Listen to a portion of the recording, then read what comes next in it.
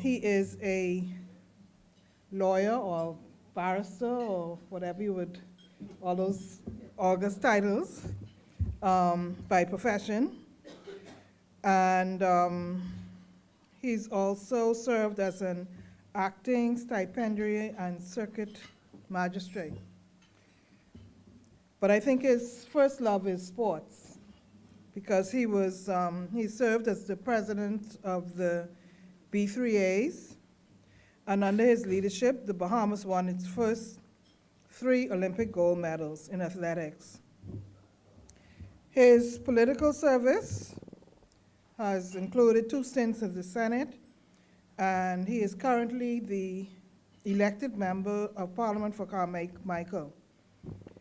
He has served as minister in several ministries: the Minister of State for Legal Affairs, the Minister of Youth, Sports and Culture, and the Minister of Education.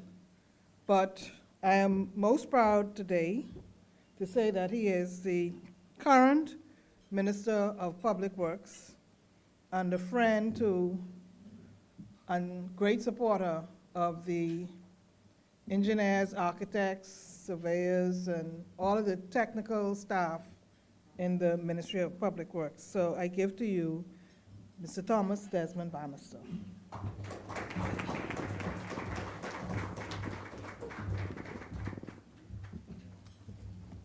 Thank you very much, Director. I have great news for everyone. My speech may be as short as the introduction.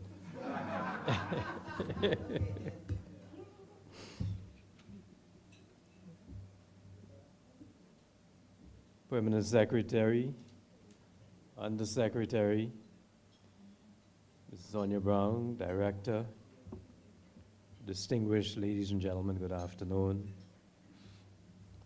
Let me begin by commending Ms. Brown and her team, Board of Directors, for this amazing and innovative approach to ensuring that your membership, members of the public, and also for being inclusive. Thank you for being inclusive with the public service.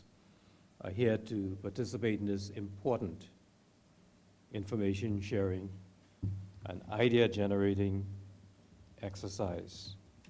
And one of the reasons my comments are going to be short is because I really want to hear from you. I want to hear your ideas. I was told that there are a lot of questions to come. I really would prefer comments.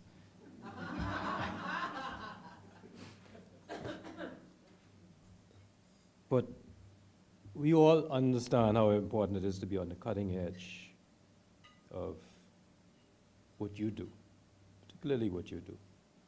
Director was in Macau earlier this year, and I have never seen her so excited when she shared some of the things that she saw, some of the amazing things that are happening in your various professions.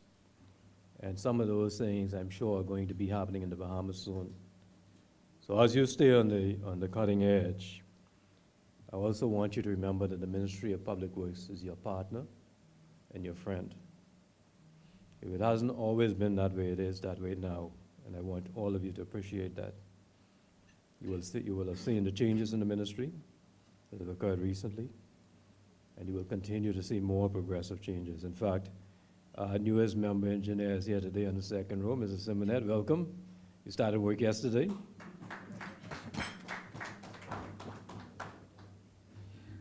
I was asked to basically respond to several queries, and I'm going to do that in very short form.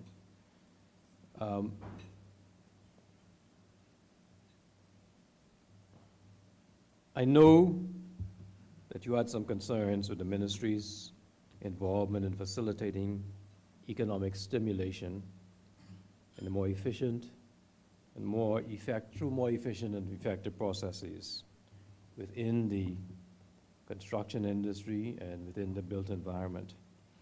And I just want to touch on a few things based on what you've asked me. First, I want to say that the Building Control Division, and I'm here to speak, Mr. Delancey is here to answer questions. Building Control Division has a current policy, a requirement for ensuring, and I know all of you are concerned about that, that people who are in the business of preparing construction documents provide evidence at the beginning of the year of their professional and business licenses each calendar year.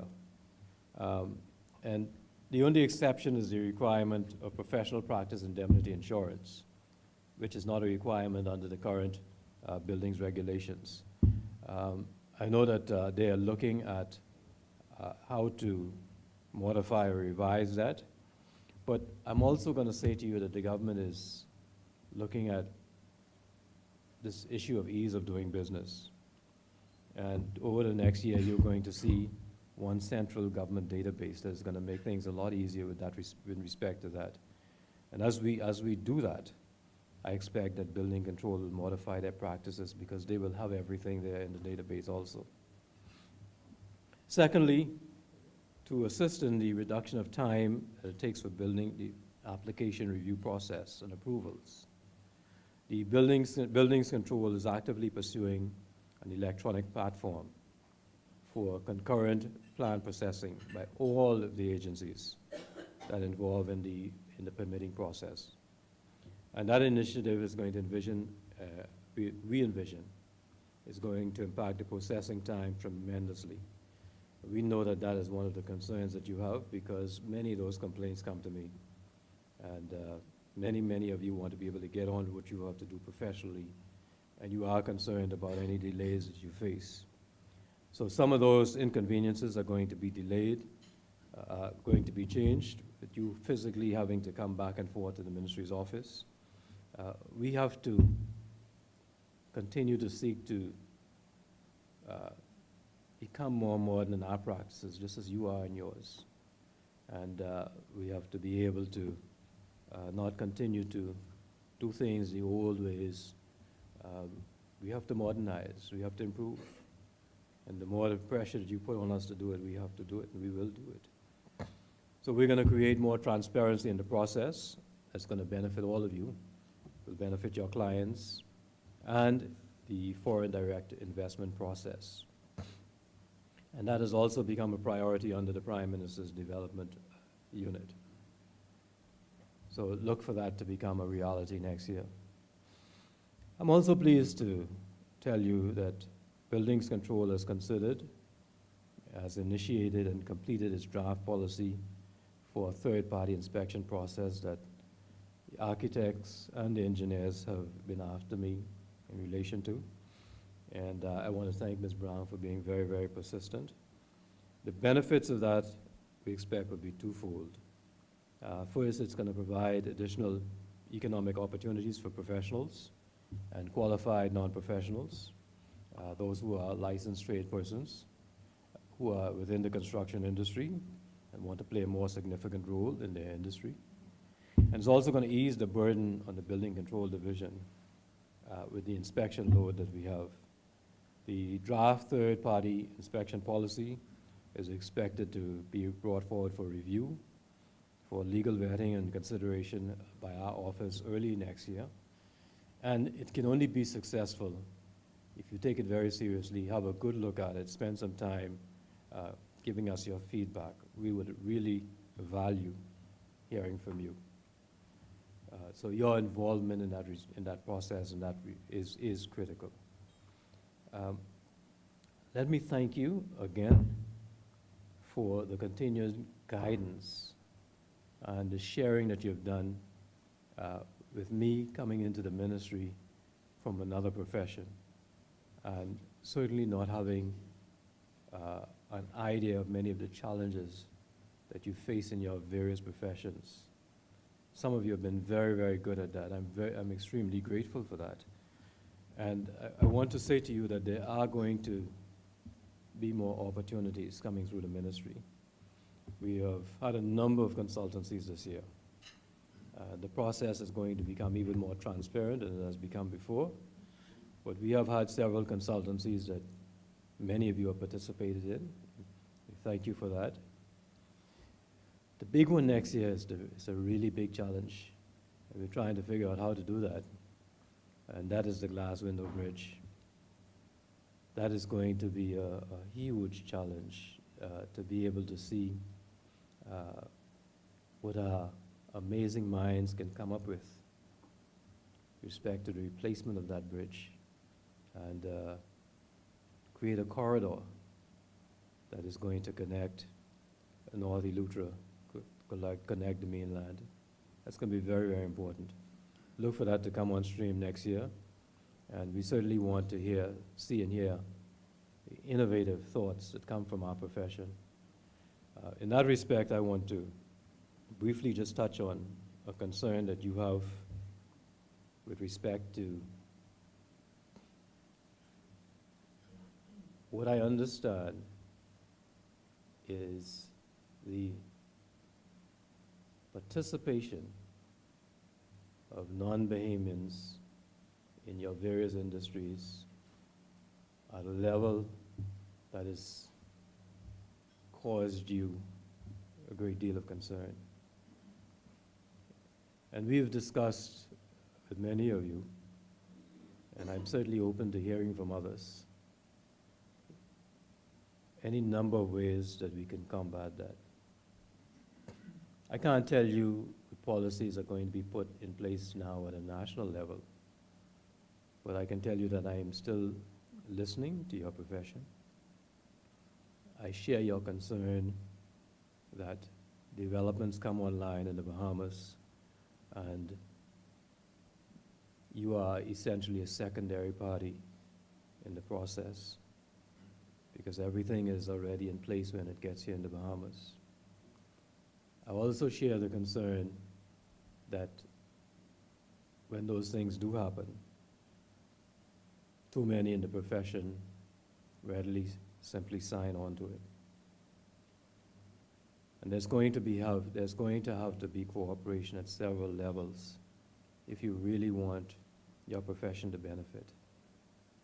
And so when you have these fora and we have these discussions, and certainly when you make your comments and not questions today, it's going to be good for us to share frankly, very frankly, your thoughts on how we can deal with what is a vexing problem for you. If the Bahamians have innovative ideas about development, and instead of much of that development or those ideas being initiated in the Bahamas, they end up being initiated in New York or Chicago or London or someplace else, then much of our development is not going to be indigenous. It's not going to come from the minds of our people, brilliant minds of the Bahamians that I see in this room and that I see in your profession. And it can't simply be that we are third-party stakeholders by just signing off on ideas of others. I really want to hear your thoughts on that, how you believe the government can partner with you to make a change and make a difference. With those few words, and those are, believe me, for a politician, those are very few words. Whenever we see cameras, we start talking.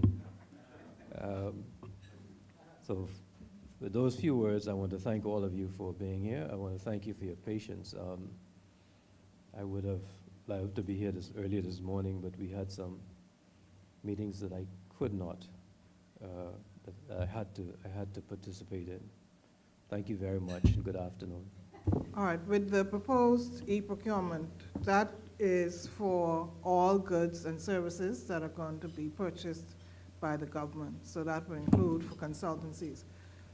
If you have not done so already, you should have signed up at suppliers.gov.bs.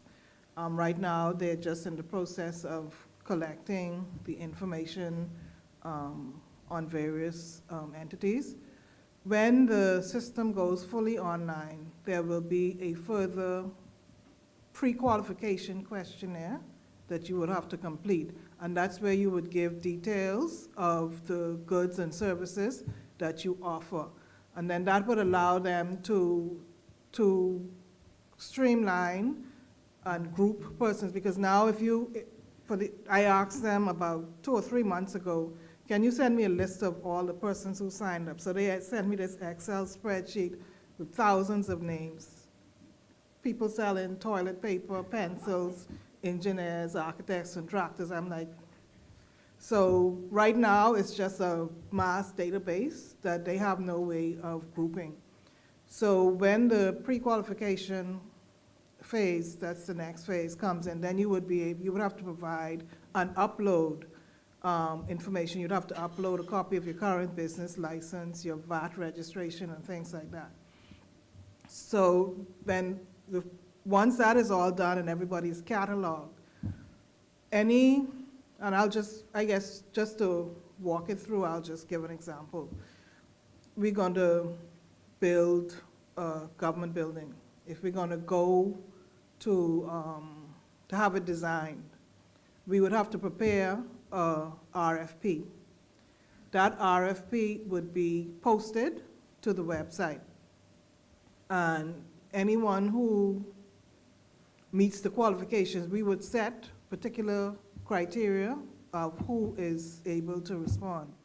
Once you meet that criteria, then you would send in your information online. So any EOIs, any technical proposals, any financial proposals will all have to be submitted online. There'll be no more tenders board with a tenders box. It's actually going to be done online. And anything that's posted on there will have a deadline. So it'll say these information has to be submitted by 12 p.m. on such and such a date. Anybody trying to post anything at 12:01 will be shut out of the system. So you can't be running into tenders board at 10:01 begging to, please, can I submit? So that's one level of cutting out the subjectivity. So all of the information will be put out online and then gathered in, and we would then be able to do our evaluations. The evaluation at the end of the day has to be posted so that persons can see who won the bid and why they won the bid. The same will happen for a construction project. If we're doing a building or a road or anything like that, all of the tender documents will be posted online. No more printing documents and anything like that. There will be some provision in there for the ministry to do limited invitations. So we have a project, for example, like the glass window bridge. We would be able to stipulate the level of persons who could respond to a bid like that. But if you're just going to be building a classroom block, then that opens it wider. It'll make our life a bit more challenging, because right now we probably only have to review 5 or 6 tenders. When it's open like that, we may be up to 20, 30, if not 50. But in the interest of transparency and everybody having a fair opportunity, then that's how it is. So everything is going to be online, evaluated, information put out. You'll be able to go in and see who won, who bid, and things like that. And I'm hoping that, they move quickly with that